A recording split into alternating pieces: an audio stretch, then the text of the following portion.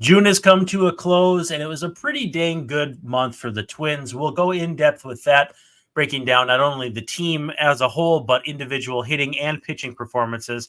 And we'll look forward to see what July might look like, especially this first little bit before the All-Star break. This is Locked On Twins.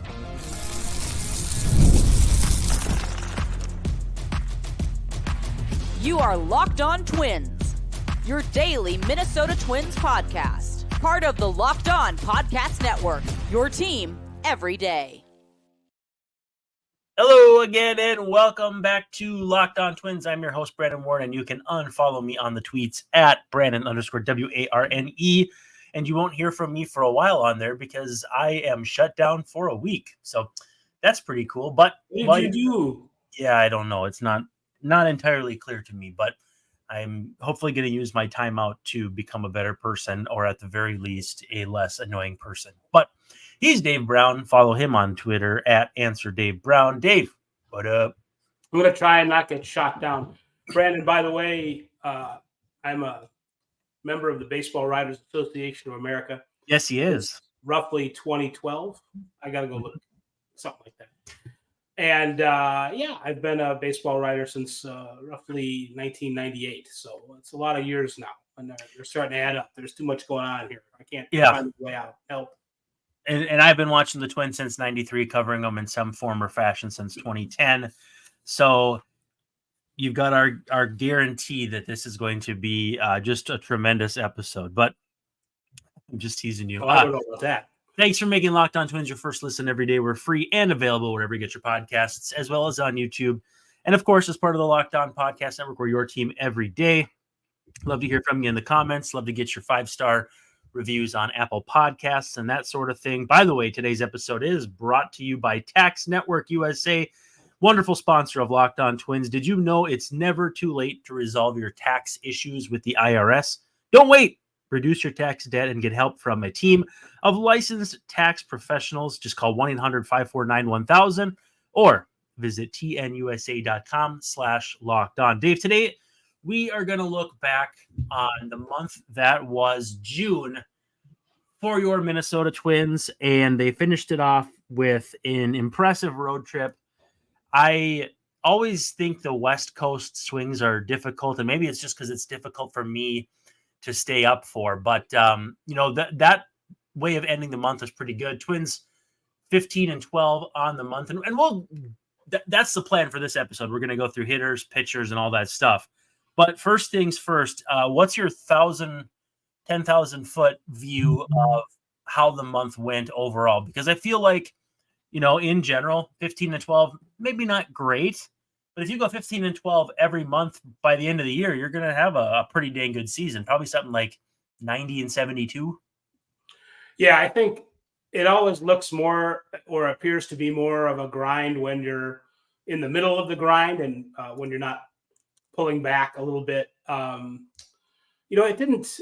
Aaron Gleeman had it isn't really a June note so much, but since they started 7-13, the Twins have 40 victories, which is the most in the AL, that's a great way to put how the season's really going. I think, which is kind of funny considering that they're still a few games back of the Guardians. It's just, I think another thing that we do is we always put what the Twins season is in the context of what the Guardians are doing. Did they win today? Have they won 10 in a row again? That kind of thing. And, the Twins they've had one burst like that, but they haven't had 2 or 3 big bursts like the Guards have. So, I don't know if that's something that's going to continue for Cleveland in the second half or not, but I would think that some of the Twins' best baseball, they've got a couple more surges in them like that too. And it's going to be real interesting to see how tight the race in the AL Central gets once that happens. Yeah, we'll see what happens here. Both Twins and Guardians off on Monday. It's actually a pretty light slate with just 3 games, 6 teams playing. But they welcome the White Sox to the friendly confines of the former Jacobs Field. Twins, meanwhile, welcome the Tigers. It's Tariq Skubal against Simeon Woods Richardson, 6:40 p.m. first pitch. By the way, you can catch every pitch of the Twins hometown broadcast with Chris Atterbury and his rotating cast of characters. I'm assuming Danny will be on there with him on the homestand on SiriusXM. Just download the SXM app and search Twins. Again, it is going to be Tariq Skubal, who has been one of the very finest pitchers in the AL this season, against Simeon Woods Richardson, who has been certainly a fun story. 6:40 p.m. Target Field. If you don't get out to the ball game, you can definitely listen on SiriusXM. SWR, Skubal, Festa Flaherty, and Ober Maeda. So should be a fun series with Ober and Maeda going on the 4th. So with that said, we are looking at a team in June, like I said, 15-12. As far as overall rankings, just a few things I want to gloss over here.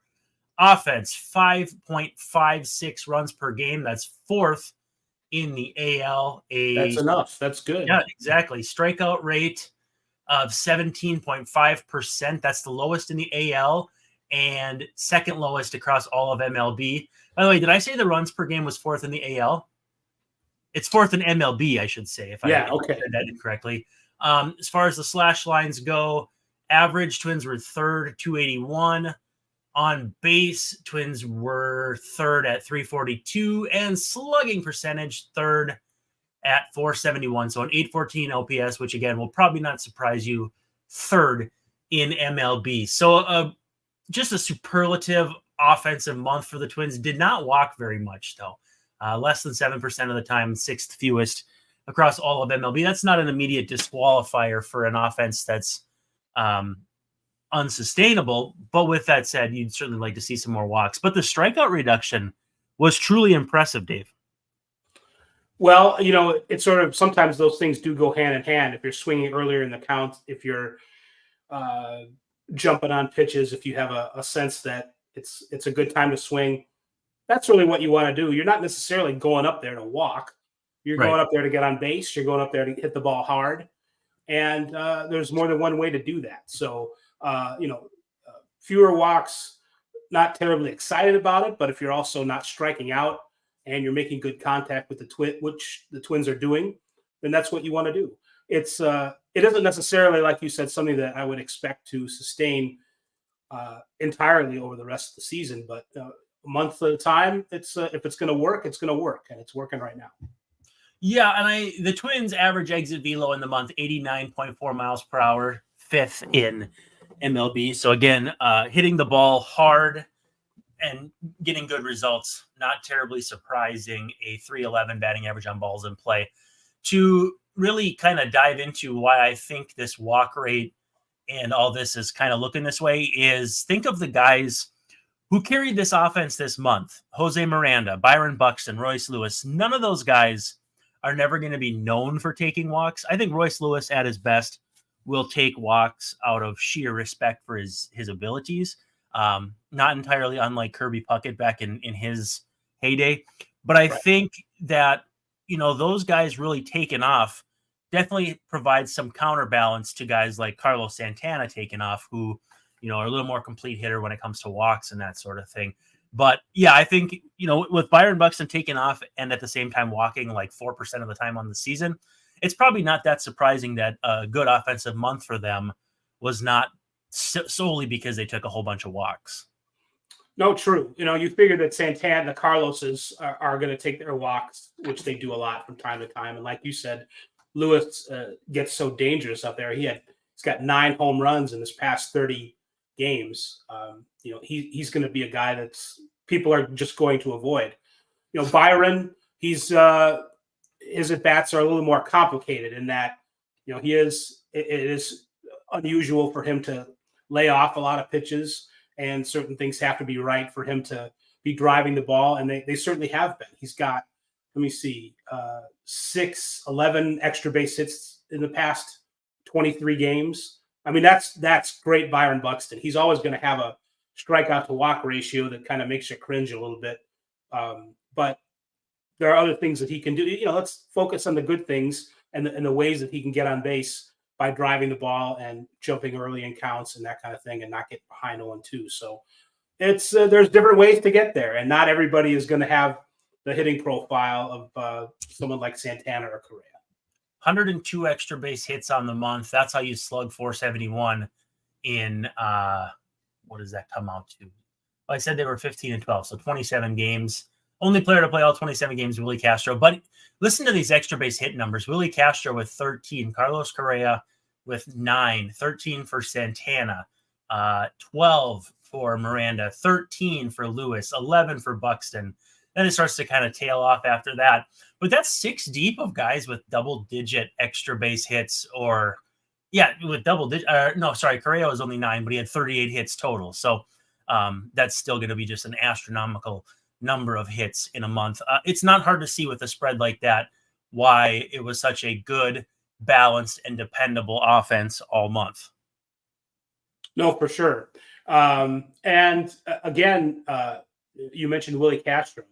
I'm not sure who the all-stars are from the Twins. I'd like to see, today we heard that there's at least one candidate in the home run derby, Gunnar Henderson. I kind of maybe would like to see Royce Lewis in the home run derby. Right. But I don't know about him making the all-star team or Correa. And Correa's got, I don't know, how do I put it? He's made some enemies or people don't like him, or I think it would take a lot for him to go as well. I'm not sure. Carlos Santana is actually, without even having to look it up, there aren't that many first basemen having better seasons than Carlos Santana. It's not the end of the world. It's not the craziest thing in the world to predict that he might go to the All-Star game.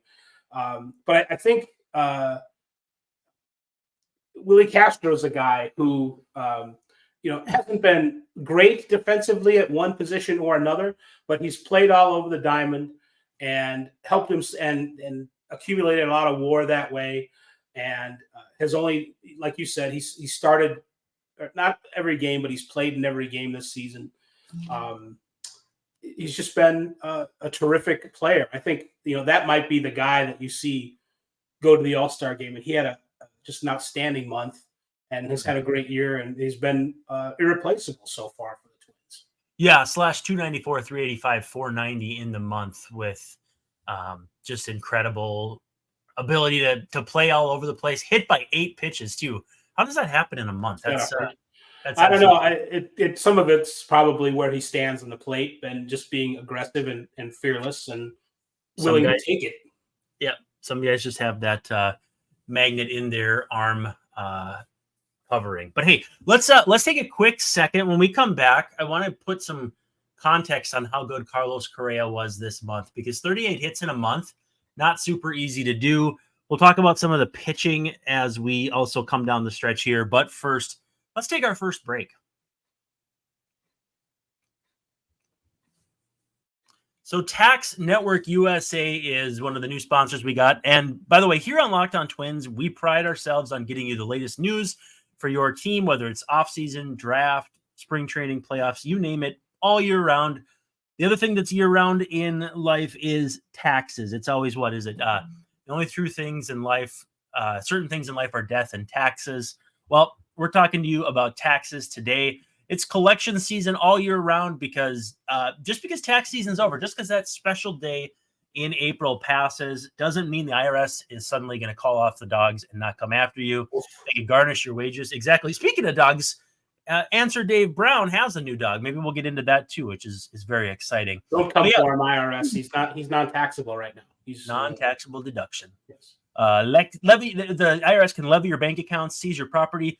Do not let the IRS target you. Just let the licensed professionals and experts at Tax Network USA go to bat for you. Like Dave, I've worked as an independent contractor for so many different places, so many different years, that the tax stuff can be tricky. So you got to keep yourself protected. And with over 14 years of experience and an A+ rating by the BBBB, the Better Business Bureau, Tax Network USA has saved their clients over $1 billion in tax debt. So whether you owe taxes or have complicated matters, or you just finally hit that big parlay and you are rolling in the dough, but you need to file it correctly, call 1-800-549-1000 or visit tnusa.com/lockedon, or click the link below, either in your podcast provider or on YouTube. We'll have the link, super easy to click. Tax Network USA, get help with your taxes. And then also, PrizePicks is America's #1 daily fantasy sports app. It has over 5 million daily active members. PrizePicks is the easiest and most exciting way to play DFS going today because it's just you and the numbers. You pick between 2 to 6 different stat projections. You go more than, you go less than, you rack them up and knock them down. And you can get in on the daily action with your friends and become part of the PrizePicks community. You can now win up to 100 times your money on PrizePicks with as little as 4 correct picks. I could get 4 correct picks. It reminds me of the time I took my first Western Civ test in college, and I worked an overnight the night before and did not prepare for it. And I had 4 correct picks on that test. I'm not going to tell you how many questions there were, though, because it was a lot more than that. But hey, with as few as 4 correct picks, you can turn $10 into 1,000. You have to go check it out, though. If you're looking for promotions, PrizePicks has you covered every week, from lowering select players' projections on Tuesdays to help your lineup hit, or you get your entry fees back if you have a losing lineup on Fridays. Just because the NBA Finals are over and players are changing teams doesn't mean it's over for hoops. Women's WNBA action is still going strong. You got Angel Reese, who is a double-double machine right now. Caitlin Clark doing her thing. I believe she has already set her franchise record for steals in just 20 games. So there is all – sorry? That's pretty good. Yeah, not bad. And that's just a rookie class. You've got Nafisa Collier, Brianna Stewart. And for me, the Lynx have been absolutely crushing it. So you can win up to 100 times your cash watching these ladies ball out. All you got to do, download the PrizePicks app today. Use code LOCKEDONMLB for a first deposit match up to $100. That's LOCKEDONMLB, all one word, on PrizePicks for a deposit match up to $100. Pick more, pick less. It's that easy. So Dave, Carlos Correa had 38 hits in June.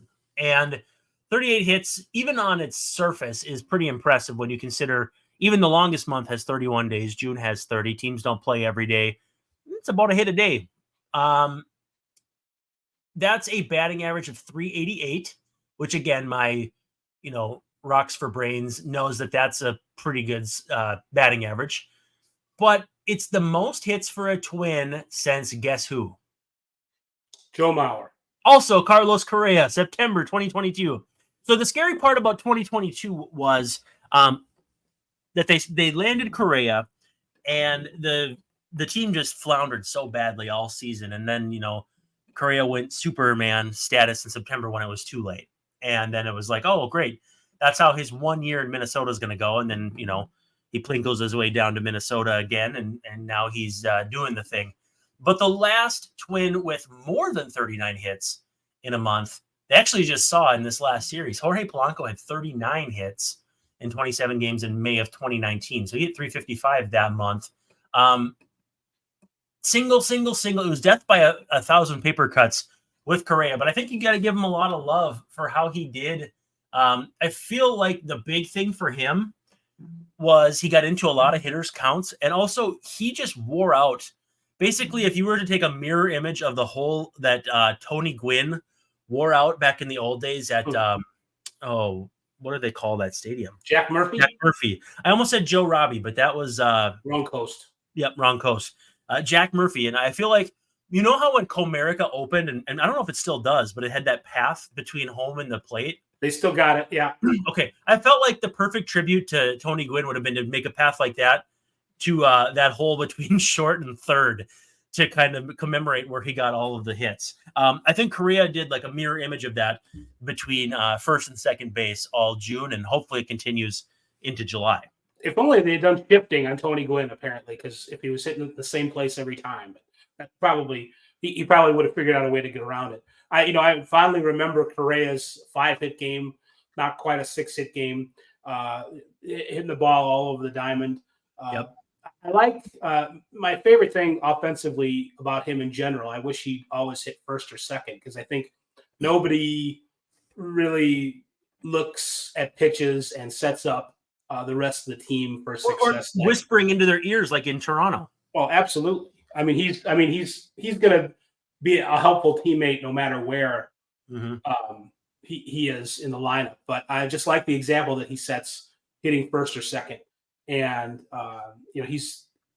it's one of those things where that's one of the big reasons why he's worth the money he is, not necessarily as like an extra hitting coach, but just as this is an example of how to go up there and have a professional at bat. I don't know. It's not going to rub off on everybody. Like we talked about Byron having a certain methodology, and it's not always going to work. But it's a good reminder for Royce Lewis or maybe some of the other guys, Arnick, that the more pitches you see and the longer you watch pitches come in, there's a better chance that you're going to have success when you go up there too. So he's been a joy to watch. I don't know, like I said, if it's going to turn into an all-star, but he's been their best player so far this year.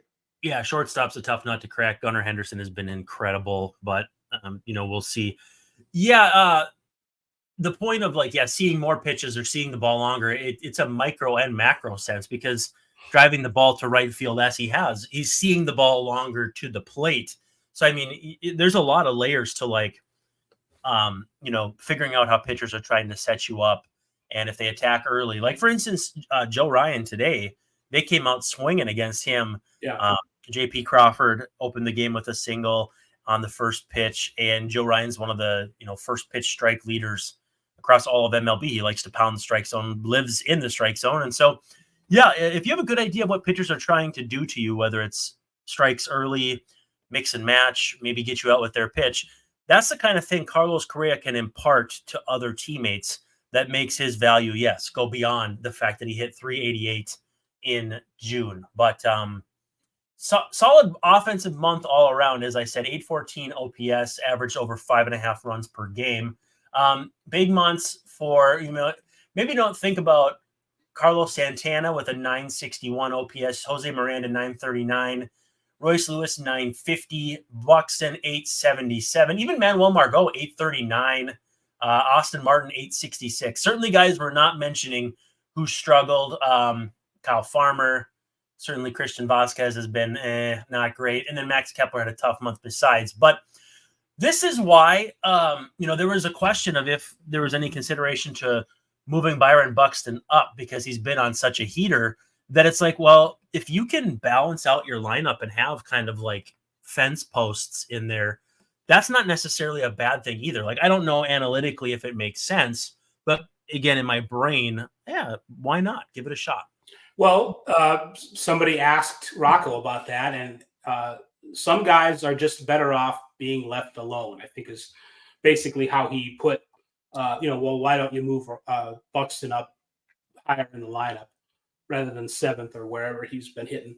And he's just one of those guys that maybe it's better to not, put any overt pressure or, make any sudden moves that way, and just kind of ride him out as long as you can. You did mention a couple guys who, I don't know if Farmer's ever going to get going, or, right. How consistent Larnach is going to be, or how much more juice they can squeeze out of Manuel Margot, that kind of thing. Kepler and Jeffers have struggled. I think Kepler, you can almost trace it back to whenever he hurt his neck or whatever that was, where remember the at bat where he was bunting a couple times to get on base, and that's right. So everybody thought that was crazy. He's playing through something, and he was hitting very well there for a while, but in June overall, 190, 226, 291. So he's not able to drive the ball. He's not drawing walks. He's striking out a lot. So I don't know if he could use a trip to the injured list again. The problem, of course, with that is you don't really have anybody really good to play right field either. So I'm not sure if they're ready to maybe bring back Matt Wallner. Right. But that might be an answer to that, or I'm not sure is Deshaun Kersey a guy at AAA that could play right field. Right. That could be something. And Jeffers, I just think he's just in a slump and maybe inside his head a little bit. But it's something that maybe in July he'll hit more like he did in May or even April, where he was awesome. So they can use it. Let's hope. Let's take a quick break, do our last little spot here for some sponsors, and then I want to put into context Byron Buxton's heater that he's been on, because he's been locked in since June 7th, and I want to get a feel for what he's doing in terms of versus certain pitches, and that sort of thing. But again, first, let's take a quick break. Here at Locked On Twins, we love sports and don't want them to stop, but the playoffs are over in the NBA and the NHL. So we get fewer games and sports aren't doing the sports like we want them to sports. But FanDuel lets us keep the sports going whenever we want. Just open the app and dream up bets anytime you are in the mood. And this summer, FanDuel is hooking up all customers with a boost or a bonus daily. That's right.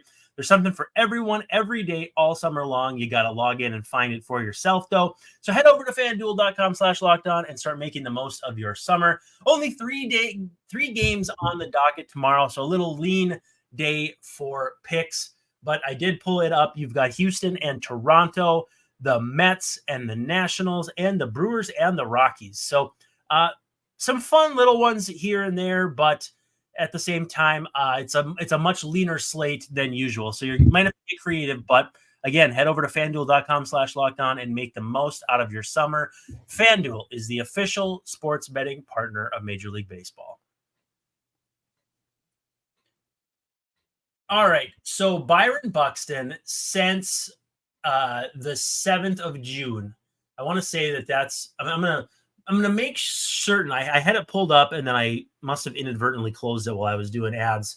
But the heater that he's been on, 343 average and a 657 slugging percentage on he's seen 268 pitches. So the breakdown is 4-seam fastballs. All 5 of his home runs in June, or since June 7th, have come on 4-seam fastballs. He's hitting 421 with a 12-11 slugging percentage. So whether that's getting into better counts to get fastballs, whether that's pitchers trying to challenge him because they believe he has lost a notch or two swing-wise, I'm not exactly sure. He's also got 4 hits against sweepers. He's hitting 400 against them this month. But again, the fastball numbers, 421 average, 12-11 slugging percentage. I can't get past how incredible that is. And this is for a guy who was hitting 182 on 4-seam fastballs with a 295 slugging percentage before this stretch. So something changed here. Can you just and I mean you, the royal you, can you just wait for 4-seam fastballs all season and just and let the sliders go and that kind of thing? And as soon as you see one, jump on one. I don't know if that's a sustainable thing. No, probably not. But at the same time, if you can lay off those sliders, which has been his kryptonite at times, again, it's the Torrey Hunter, Michael Kadire theory where sometimes you just predestine yourself to swing no matter where the pitch is, it almost feels like. And, he'll go through those. He'll give away an at bat early in the game. But the one he had in Seattle on Saturday, to me, late, was just an incredible swing. And it gave the Twins the little boost they needed to win, get the series even, which is funny because now 3 straight series they've gone loss, win, win.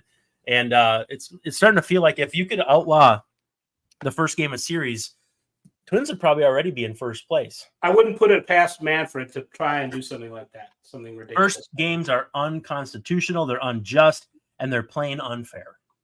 I think maybe circling back to the beginning of the show when we were kind of asking the question, does it seem like the Twins have had as good of a month as they have with their overall 1-loss record and how it didn't really necessarily seem that way? I think maybe we were both kind of inching that way. I wonder if that has something to do with it, where they go on these when they go on the road and they lose the first game, and you kind of file that away, and that's how you put everything in the context that like they're always catching up to that first loss of the series, and maybe that's why it's kind of the opposite of what the Orioles had done for all those weeks where they never got swept, or they'd win the first game of a series and then it just would kind of put things in a different mental space. But the players themselves aren't necessarily thinking about that. They're not letting themselves get down. I think that's another, circling back to another theme and other shows of, well, how's Rocco doing as a manager? How is he keeping them fresh mentally and not worried about a loss here or there? I think that reflects well on him, that if they are not winning the first game of a series, that it doesn't become a thing. And the West Coast is a place where you talked about it a little bit, where it seems like it's easy to kind of fall into that trap, and then you start losing games that you otherwise wouldn't and shouldn't, because it's a mental. The games start at different times of night than you're used to, and going to Oakland always seems hard, and even Anaheim seems hard, and maybe Seattle is like that too. But the Twins, even if they've gotten off to a bad start in the series, they haven't let it bother them. Well, with the way the time has gone with this episode, I think we'll circle back on Monday with a pitching edition of June and just call this the hitting edition, because we didn't get to talk about pitching whatsoever, and we're already out of time. That's fine with me. That'll give us more time to talk about the greatness of Joe Ryan and recent greatness of Pablo Lopez. Believe it or not, Joe Ryan gave up 8 home runs in June. It's more than he walked. He walked 6 guys, gave up 8 homers. Kaufman Stadium is back again. Dave is muted. So we will come back and we will break down. Kaufman is back, as you said. Kaufman is back, yeah. Joe Ryan, 8 homers allowed, only 6 walks in June. So we'll have a full breakdown of that. Bailey Ober had a good month. Pablo had a weird month. Chris Paddock had a horrible month. We'll get through all of that. And I'm excited to talk to you, Dave, about that if you can recover in time. I'm fine now, but we have run out of time. So okay, well, don't cut yourself shaving, and I'm not trying to make a joke. I'm trying to keep you upright. This has been Locked On Twins. He is Dave Brown. I am Brandon Warren, and we appreciate you so much. We'll see you tomorrow night.